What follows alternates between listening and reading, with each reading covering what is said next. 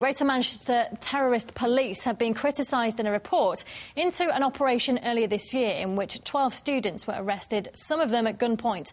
None of them were charged. An inquiry says the police should have consulted with prosecutors before making the arrests. Now I'm joined now by Amjad Malik, who's a solicitor representing 3 of those who were arrested. Thank you very much for coming in this evening. I appreciate it's probably been a very busy day for you. Just to cast our minds back, they were pretty dramatic scenes at the time back in April, weren't they? They were. I mean, on 8th of April, there were a series of raids in Liverpool and in Manchester, and there were use of force and visible use of guns were used whilst arresting those students. What was your main criticism then of the police operation yourself in it, concerning your 3 clients? Well, there were 3 main concerns. One was that they were students and carrying out a normal activity as any student from overseas will do, going to prayer and meeting people from the similar geography and carrying on studies. I mean, those students were enrolled at highly reputable institutes like John Moore University or Kaplan Financial Studies. However, when they were arrested and since they were released on 21st of April, they were incommunicado. They couldn't speak to their families, they couldn't have access to consulate, they couldn't have access to books. Even after 21st of April, when no charges were made, in prison, they were subject to stricter regimes like strip searches. They were mingling with Category A prisoners, people who were hardcore criminals serving sentence for heinous crimes.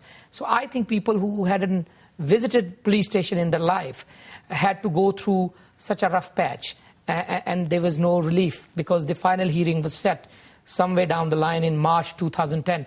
And as a protest, then they decided to leave. Have you welcomed the report that's been released today then? I think it's a step towards the right direction.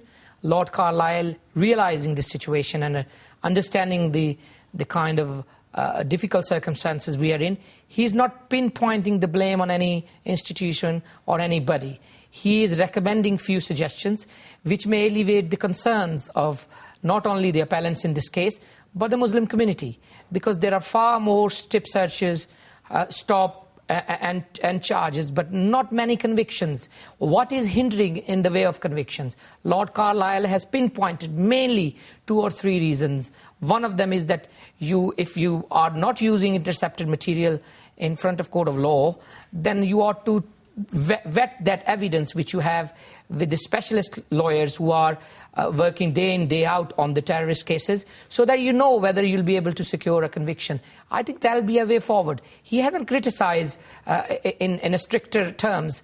I think he's given a free ride to Home Office. Will you be, just very briefly then, will you be taking this further after today's report with your clients? Well, our clients as well as the community were asking for a public inquiry because Prime Minister claimed that they have foiled a big plot of UK terror cell who were going to blow Arndale Centre. In return, on 21st of April, after 13 days of rigorous investigation, no charges were made.